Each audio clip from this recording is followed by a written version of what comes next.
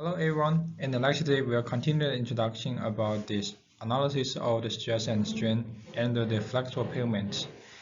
In this lecture, we'll focus on the analytical solutions. Followed by our discussion in the previous lecture about the multilayer elasticity theory, we can find that the theoretical analysis of the stress and strain is very different from reality. In real world, the materials applied for the pavement structure and the subgrades are usually non-uniform and nonlinear. In that sense, it's very difficult to determine the material properties and the impact of the environmental factors and traffic loads. For example, in the figure on the right, you can see the values of the elastic modulus with respect to radial distance under different depths of the pavement layers. Clearly, when the radial distance is low, we can see that the elastic modulus can change dramatically with respect to the radial distance, and the changes will be especially very large when the depth is low. And this figure shows the elastic modulus on the center line of the loading plate under different depths.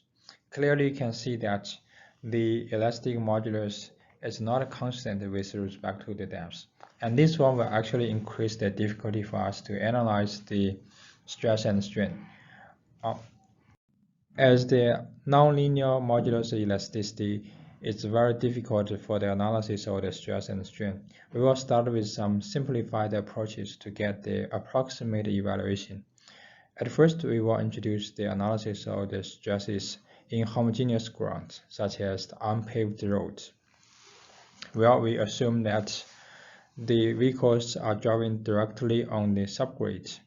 For the stress analysis in this situation, we will use the Boussinesq solution, and we will introduce more details about the solution in the following pages. First, let's see the analysis of the stresses caused by a point load. Well, we will assume that they are the load, capital P, applied to a point, and we want to use the Boussinesq solution to find out the stress generated at the point A, which is below the load. And the equation here shows the value of the vertical stress based on the location of the point A and also the value of the load. Sigma z equal to 3 times P times z to the power 3 divided by 2 pi r to the power of 5. Here r is the square root of r squared plus z squared, and r here is x square root of x squared plus y squared.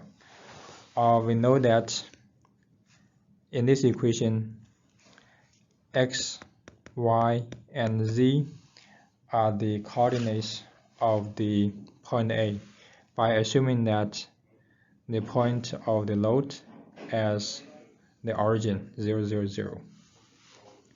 And the z is actually the depth.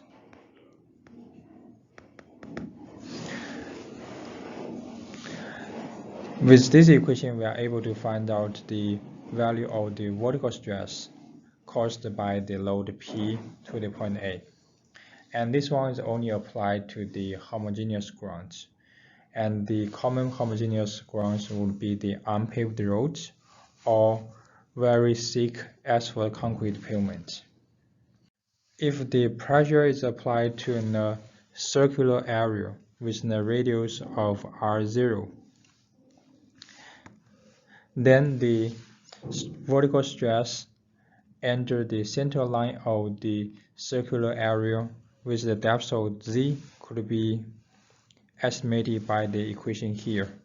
With this equation, we need to know the contact pressure and the radius of the contact area, also the depth, for the estimation of the vertical stress. We can also apply an approximate method, the 2-to-1 rule, to estimate the vertical stress with respect to the rectangular and circular contact pressure. Let's first consider the rectangular contact pressure. Assuming that the contact pressure of Q is applied to the rectangle with the width of B and length of L, And then if we consider the vertical stress at the depth of z, we can see that they are also uniformly distributed in the rectangle. And based on the 2-to-1 rule, the width of that rectangle is b plus z and the length is l plus z. Then we can estimate the vertical stress at the depth of z as q times bl divided by b plus z times l plus z. Here, b times l is the area on surface.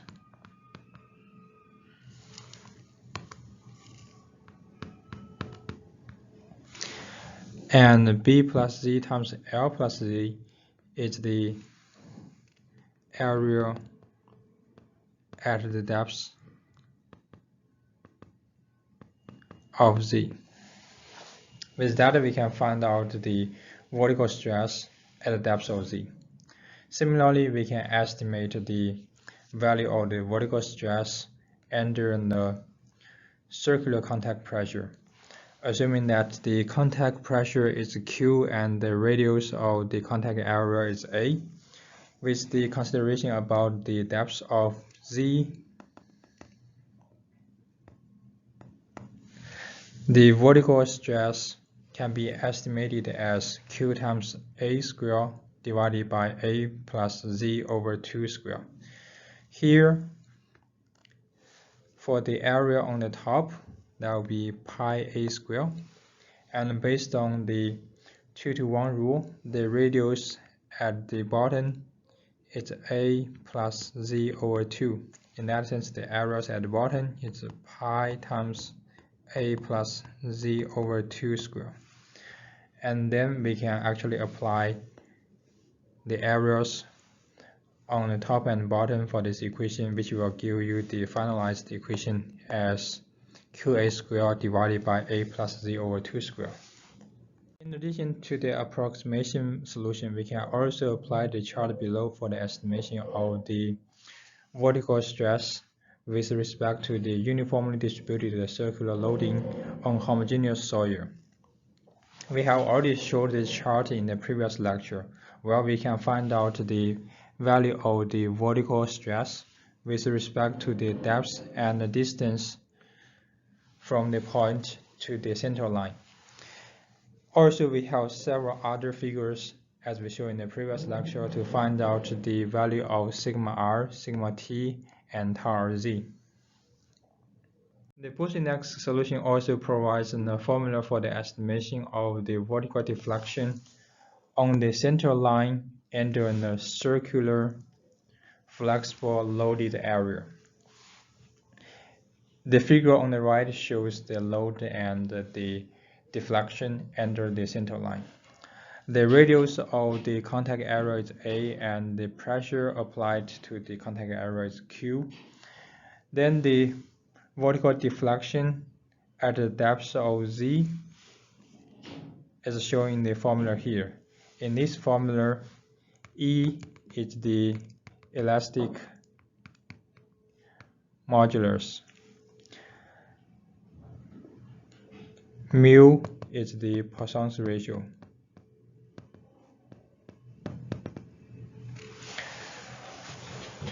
By knowing the radius of the contact area and the contact pressure and also the depth, we can find out the vertical deflection. Also, from this equation, you can see that if the Poisson's ratio equals to 0.5, then the term here will be 0, as 1 minus 2 mu will be 0. With that, we can simplify the equation for the estimation of the vertical deflection, which will be 1 plus mu times QA over E times F. Here, F is the deflection factor, which is 3 over 2 times A over the square root of A squared plus Z squared. And here you can clearly see that the maximum value of F will be 1.5 when Z equal to 0, which means the maximum deflection occurs at the surface of the pavement. And we can get the maximum value of the deflection by this equation, that is 2 times 1 minus mu square times QA divided by E. And this one can be applied for all the values of the Poisson's ratio. For the point that is not located on the central line of the contact area, we have to record the chart here for the estimation of the deflection factor F, and then we need to use the equation W equal to Q times A over E times F for the estimation of the vertical deflection. For this chart, you need to know the location of the point we want to estimate, assuming that there is one point A with the depth of Z and the distance from A to the central line is R. Then by estimating the value of Z over A and R over A, we can identify the vertical level we want to set and also the right line to find out the value of the deflection factor. In addition, from the previous page, we know that when mu equal to 0.5, the maximum value of F would be set as 1.5. In this figure, you can clearly see that 1.5 would be the highest value that we can select for the value of F. The Boussingault solution also provides the formula for the estimation of the vertical deflection at any points in the homogeneous ground. The formula is shown in the equation here. Here, with this formula, we are able to find out the vertical deflection at the point A with the depth of Z and the horizontal distance from A to the central lines R. In this formula, we have three variables, G, P, and R. G is defined as E over 2 times 1 plus mu. P is set as Q times A squared. And R is the distance from the center of the contact area to the point of A. And R is set as square root of R squared plus Z squared. With this formula, we are able to get the analytical solution about the vertical deflection at any point in the homogeneous ground. Now let's check one example for the estimation of the vertical stress and deflection at one point in the homogeneous ground. In this example, we have one figure which shows the load applied to the pavement. We know the Poisson's ratio is 0.3. And it wants us to find out the vertical stress and deflection applied to the point A, which is located on the center line of the contact area. To solve this problem, we first need to list all the information that we can get from the assumption and the figure. First, for the contact area, we have the radius as R equal to 10 over 2, that is 5 inches. The contact pressure is set as 50 psi. For the property of the homogeneous soil, we have E equal to 10,000 psi. Poisson's ratio is 0.3. For the point we want to estimate, the depth Z equal to 10 inches. As A is located on the center line, so R is 0. Then we can estimate the vertical stress. So the vertical stress sigma Z equal to Q times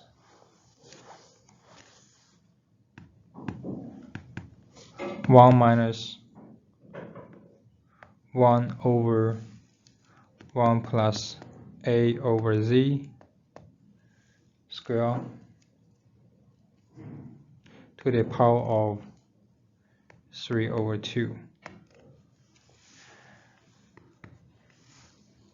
With that, we have Q equal to 50 times 1 minus 1 divided by 1 plus A is 5, Z is 10 square to the power of 3 over 2, which will give us the value as 14.2 psi. So that's the estimation of the vertical stress. And then for the vertical deflection, omega equal to 1 plus mu times QA divided by E times A divided by square root of A square plus Z square plus 1 minus 2 mu divided by A times square root of A square plus Z square minus Z.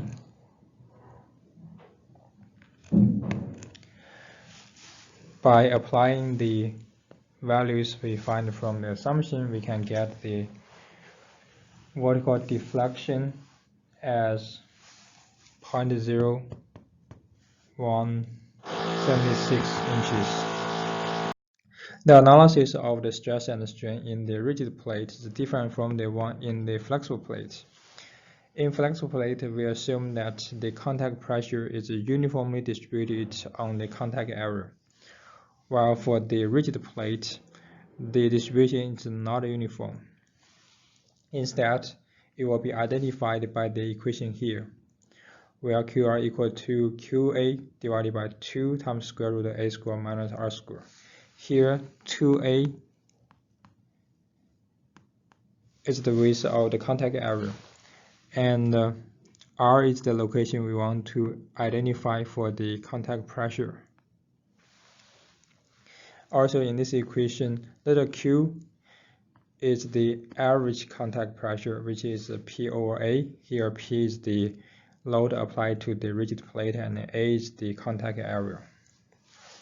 For the deflection, with the rigid plate, we can see the maximum deflection is applied to the surface of the pavement structure, and the value is estimated as 3/2 times QA divided by E. Also, you can see that the deflection at different locations of the flexible plate will be different, while for the rigid plate, the deflection behind the plate will be the same. And we can also find out the deflection at the surface of the pavement by the equation here, which is QA divided by 2E times pi times 1 minus mu square. And this one is almost approximately to 0.789 times the maximum deflection for the flexible plate. Now let's take one example for the analysis of the stress and strain within the rigid plate. Assuming that a plate loading test was performed on the surface of the subgrade, and the diameter of the plate is 12 inches. A total load of 8,000 pounds was applied, and the deflection of 0.1 inch was measured. Assuming that we know the Poisson's ratio as 0.4, it wants us to find out the elastic modulus of the subgrade. So for this equation, first we can identify the parameters we need to use for the estimation of the deflection. First, we have the value of A as 12/2, that is 6 inches. And the load applied, P equal to 8,000 pounds. Also, we find the deflection at the surface of the subgrade as 0.1 inch. And we know the Poisson's ratio as 0.4. Then we can call the formula for the estimation of the modulus of elasticity, where we have omega equal to QA divided by 2e times pi 1 minus mu square. Here, the value Q is the average pressure applied to the plate.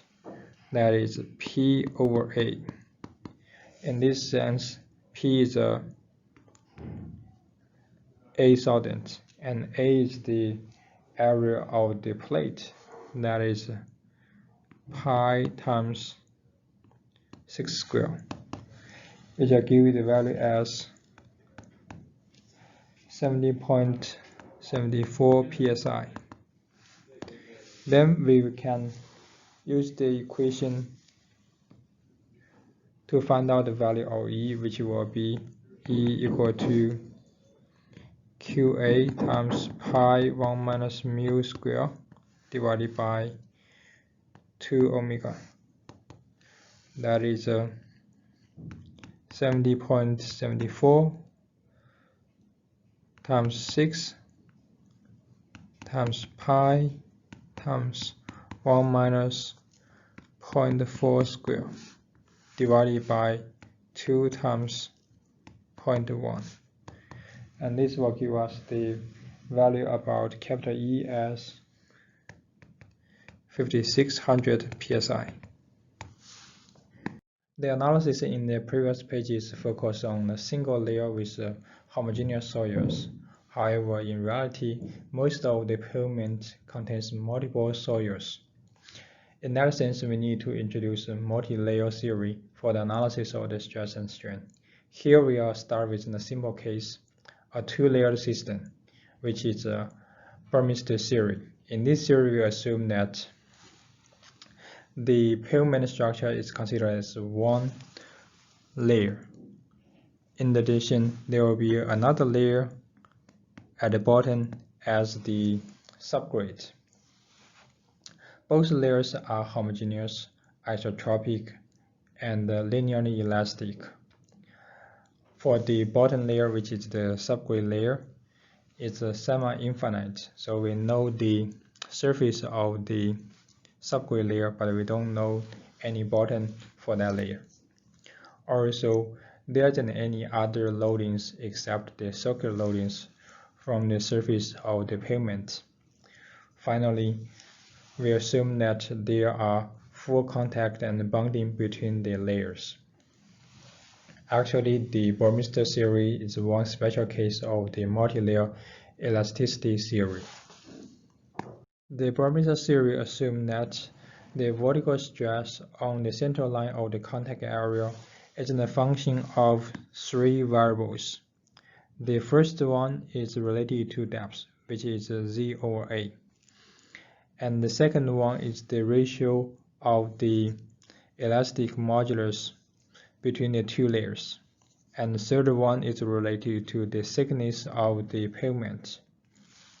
That is H1 over A.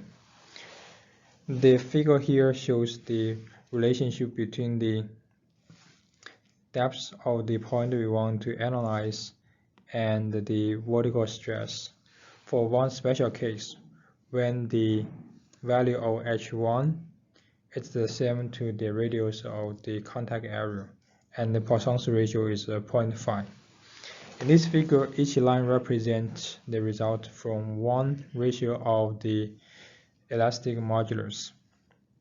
Basically, by increasing the ratio of the elastic modulus, the vertical stress will be smaller. The theory can also be applied for the estimation of the vertical interface stress, which is the stress applied to the interface between the two layers, that is the point A on the center line, as shown in this figure.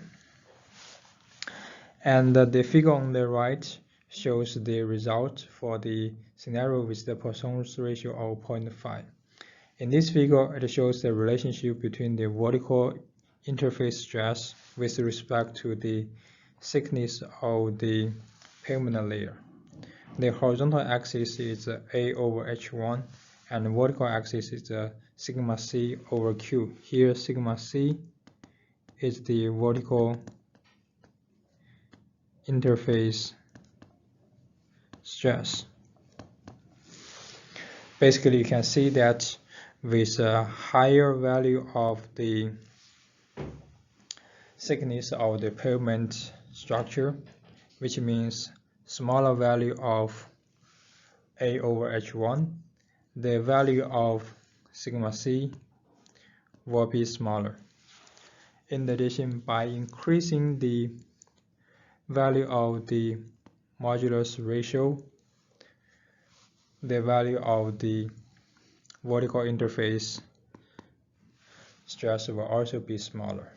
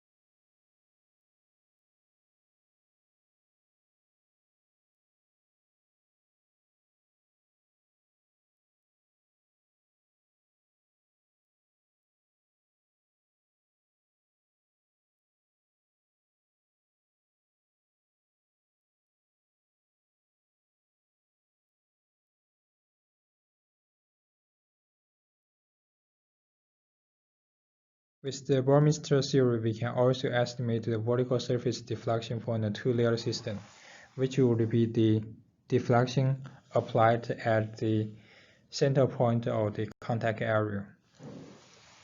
The chart on the right shows the relationship between the deflection factor and the value of H1 over A. In this chart, each line represents one result from the value of the modulus ratio. Basically, you can see that with a higher modulus ratio, the deflection factor will be smaller. In addition, by increasing the value of H1 over A, the value of deflection factor will also be smaller.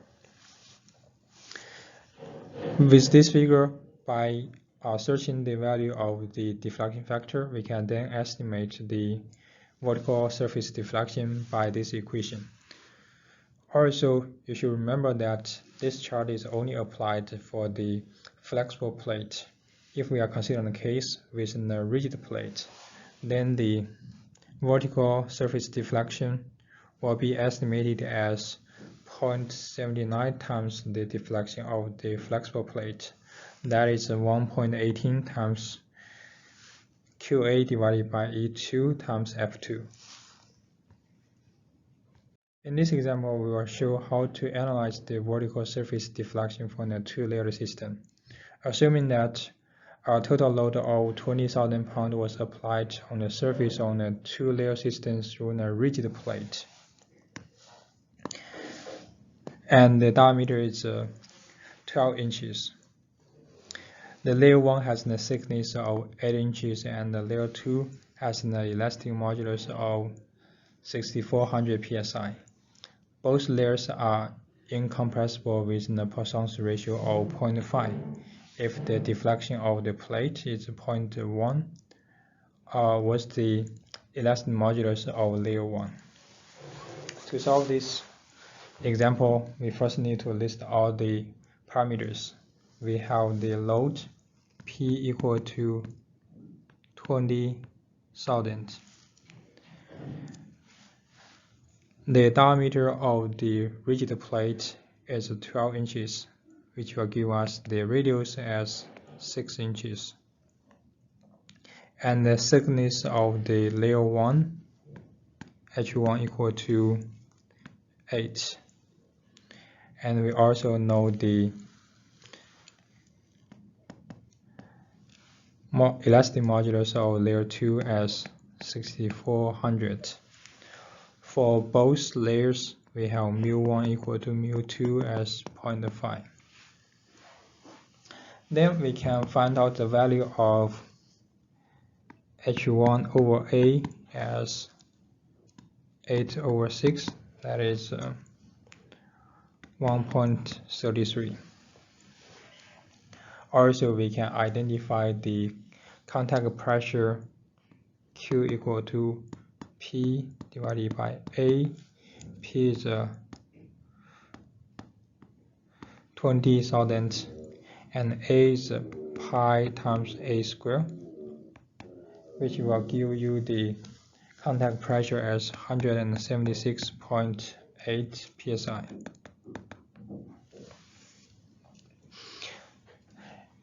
Moreover, we know that for the rigid plate, the vertical surface deflection equals to 1.18 times QA over E2 times F2. With that, we get F2 equal to omega 0 times E2 over 1.18 QA, which will give you the value of F2 as 0.511. And then by the value of H1 over A and the value of F2, we can find out the modulus ratio E1 over E2 from the figure in the previous page as 5. With that, we will find E2 as 5 times E1 equal to 5 times E2, that is 32,000 psi.